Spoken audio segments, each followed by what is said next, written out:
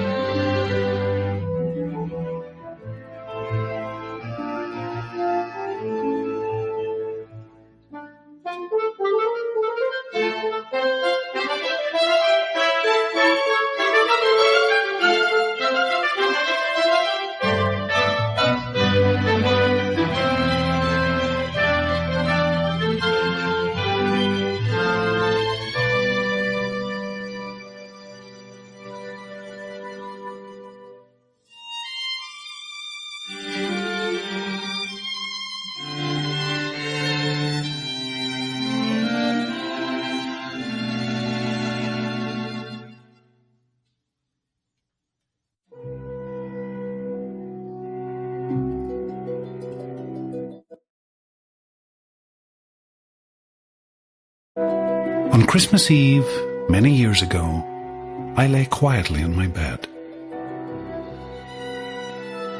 I did not rustle the sheets.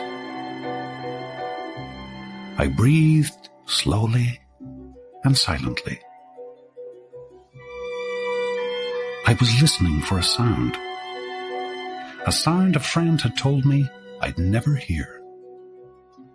The ringing bells of Santa's sleigh. There is no Santa, my friend had insisted. But I knew he was wrong.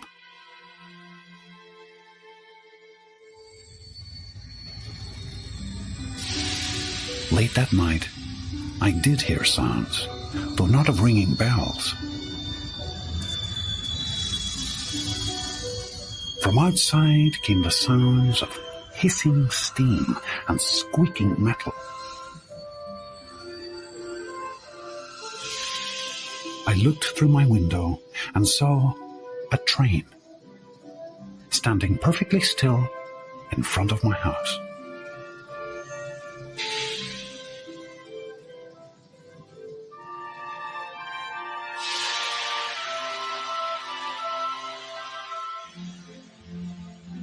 It was wrapped in an apron of steam.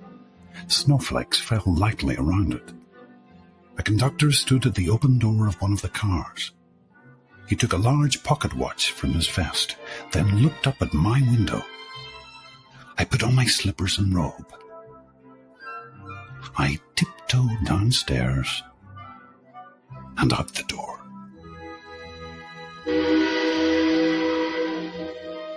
"All aboard!" the conductor cried out. I ran up to him. "Well?"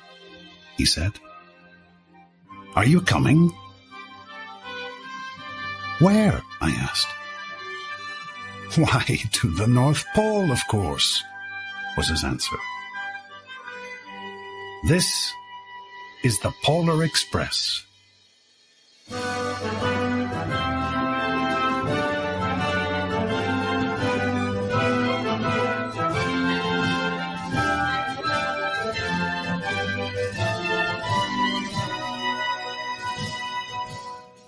I took his outstretched hand, and he pulled me aboard.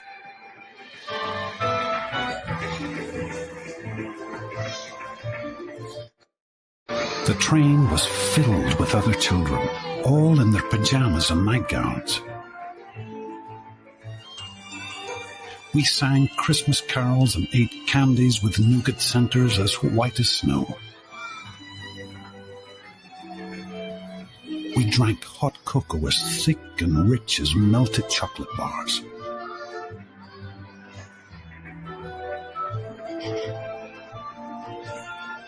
Outside, the lights of towns and villages flickered in the distance as the Polar Express raced northward.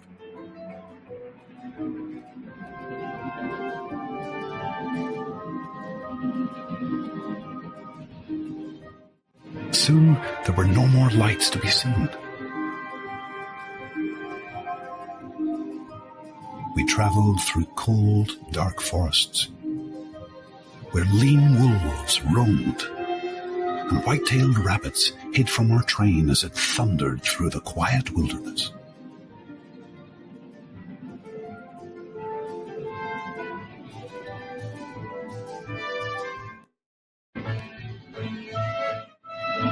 We climbed mountains so high it seemed as if we would scrape the moon.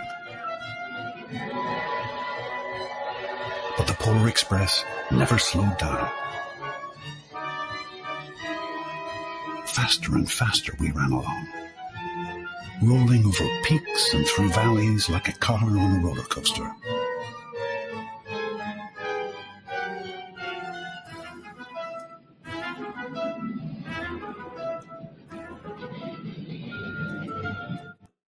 The mountains turned into hills, the hills to snow-covered plains. We crossed a barren desert of ice, the great polar ice cap. Lights appeared in the distance. They looked like the lights of a strange ocean liner sailing on a frozen sea.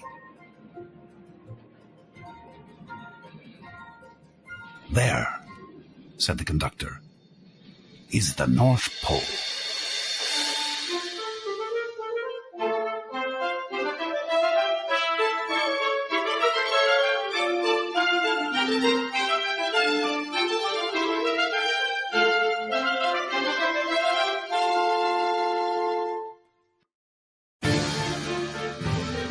The North Pole.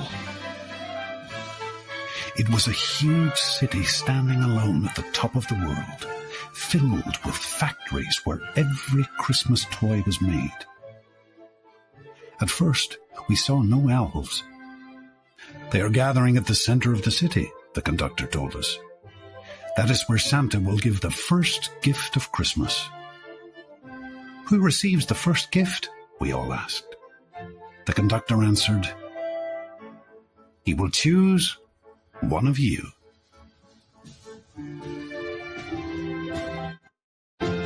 "Look!" shouted one of the children. "The elves!" Outside, we saw hundreds of elves. As our train drew closer to the center of the North Pole, we slowed to a crawl. So crowded were the streets with Santa's helpers. When the Polar Express could go no farther, we stopped. And the conductor led us outside. We pressed through the crowd to the edge of a large open circle. In front of us stood Santa's sleigh. The reindeer were excited. They pranced and paced, ringing the silver sleigh bells that hung from their harnesses. It was a magical sound, like nothing I'd ever heard. Across the circle, the elves moved apart, and Santa Claus appeared. The elves cheered wildly.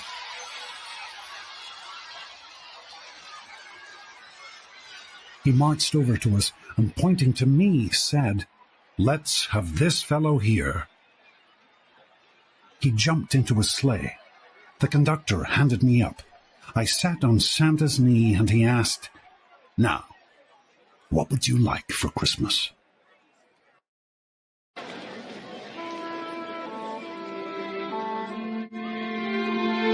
I knew that I could have any gift I could imagine.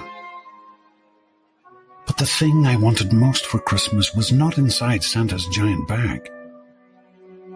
What I wanted more than anything was one silver bell from Santa's sleigh. When I asked, Santa smiled. Then he gave me a hug and told an elf to cut a bell from a reindeer's harness. The elf tossed it up to Santa. He stood, holding the bell high above him, and called out, "The first gift of Christmas!"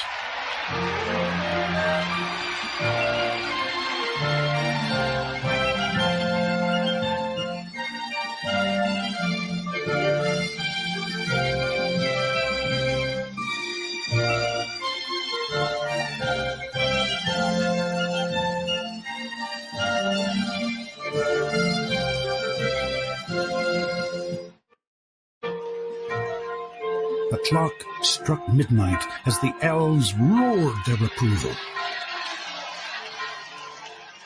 Santa handed the bell to me, and I put it in my bathrobe pocket.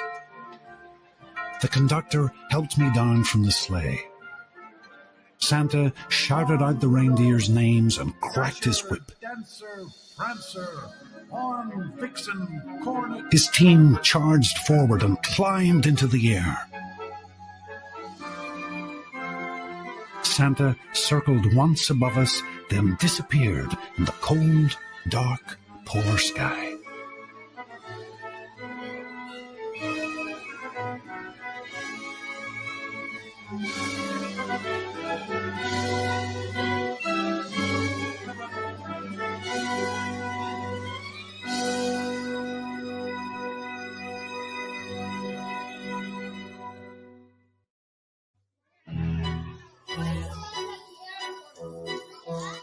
As soon as we were back inside the Polar Express, the other children asked to see the bell.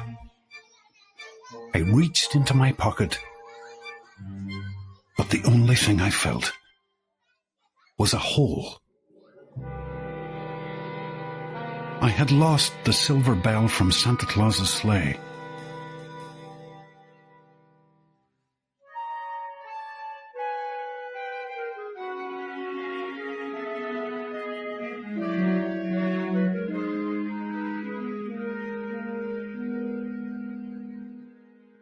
"Let's hurry outside and look for it," one of the children said. But the train gave a sudden lurch and started moving.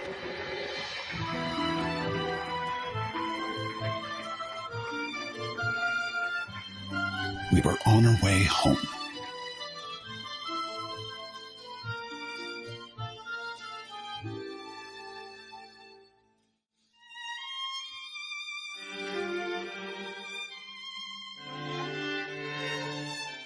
It broke my heart to lose the bell.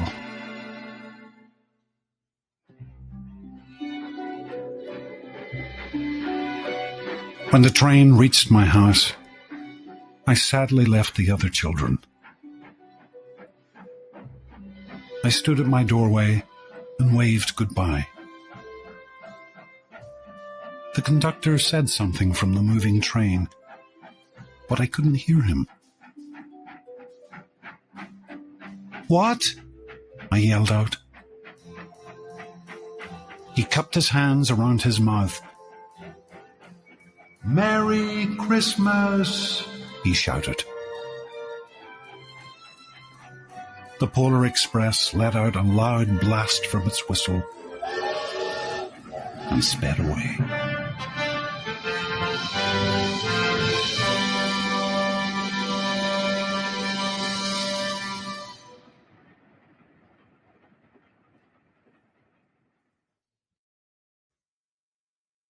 On Christmas morning, my little sister Sarah and I opened our presents.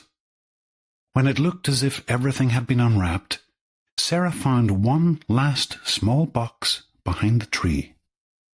It had my name on it.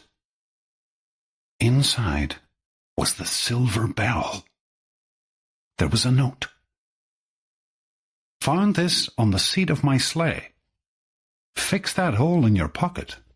Signed, Mr. C." I shook the bell.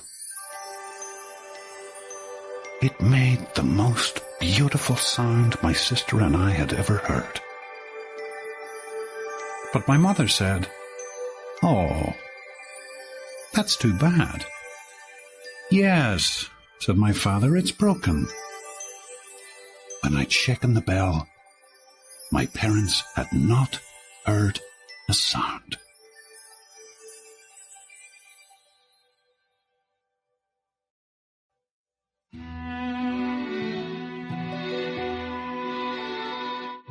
At one time, most of my friends could hear the bell. But as years passed, it fell silent for all of them. Even Sarah found one Christmas that she could no longer hear its sweet sound. Though I've grown old, the bell still rings for me.